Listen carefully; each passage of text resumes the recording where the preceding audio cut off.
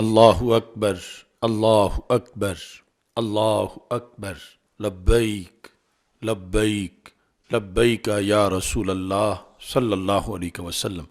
ناظرین، 15 جنوری کو اسی ماہ میں کراچی کے اندر ایک فرقے کا مرکز ہے جعفر طیار، وہاں پر ایک ملعون ذاکر نوید عاشق، اس نے حد درجہ کی توہین کی اور ہمہ جہت ہمہ قسم گستاخیوں کا اس ملعون نے دھندا کیا۔ اس کے چند منٹوں کا وہ کلپ اس وقت وائرل ہو چکا ہے۔ اس ملعون نے اس کلپ میں ذات خداوندی اللہ جل جلالہ کی توہین کی، رسول اکرم نور مجسم شفیع معظم صلی اللہ علیہ وسلم کی معاذ اللہ توہین کی، قرآن مجید کی توہین کی، سیدنا صدیق اکبر رضی اللہ تعالیٰ عنہ اور سیدنا فاروق اعظم رضی اللہ تعالیٰ عنہ کی حد درجہ توہین کی، اور خود اہل بیت اطہار رسول اکرم صلی اللہ علیہ وسلم کی صحبزادیوں کی توہین کی۔ ایسے ایسے لفظ بولے کہ کوئی ہندو، سکھ، کوئی یہودی، کوئی نصرانی بھی اتنے تیر توہین کے نہیں مار سکتا شاید جتنے اس نے گندے لفظ اور توہین امیز جملے بولے۔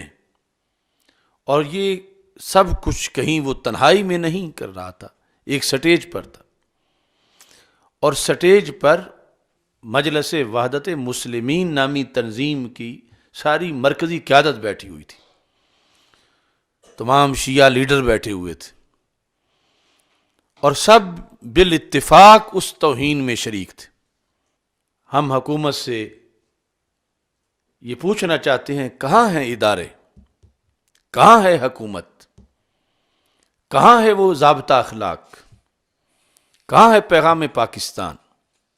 ان توہینوں میں سے کوئی ایک توہین جو یہاں اس نے درجنوں توہینیں کی، کوئی ایک توہین بھی اتنا بڑا جرم ہے کہ اس انسان کو فوراً پھانسی پہ چڑھانا چاہیے، لیکن یہ درجنوں کے لحاظ سے اجتماعی طور پر توہین کر کے وہ لوگ دندناتے پھر رہے ہیں، اور ادارے سوئے ہوئے ہیں جو ان کا کام ہے پاکستان کے اندر امن و امان کے لحاظ سے۔ انہیں اس سلسلہ میں کوئی دلچسپی ہی نہیں۔ اس سے پہلے امر ذلیل نامی ملعون نے اللہ کو گالیاں بکیں، حکومت سوئی رہی، ادارے سوئے رہے۔ اس سے پہلے بھی صحابہ کے خلاف ان ملعونوں نے کتنی بار جسارتیں کی، مگر حکومت نام کی لگتا ہے کوئی چیز ہی پاکستان میں موجود نہیں، اور کوئی ان ملعونوں کو لگام ڈالنے کی شاید طاقت نہیں رکھتا۔ تو ہمارا اداروں سے یہ مطالبہ ہے کہ ویڈیو دیکھیں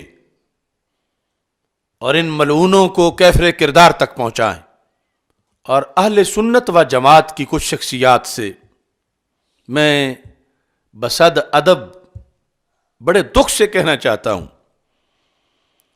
کہ روز یہ یاریاں نبھانے کے لیے ان کے ساتھ بیٹھتے اٹھتے ہیں، اور کسی نئے فراڈ کے ذریعے قوم کی آنکھوں میں دھول جھونکا جاتا ہے۔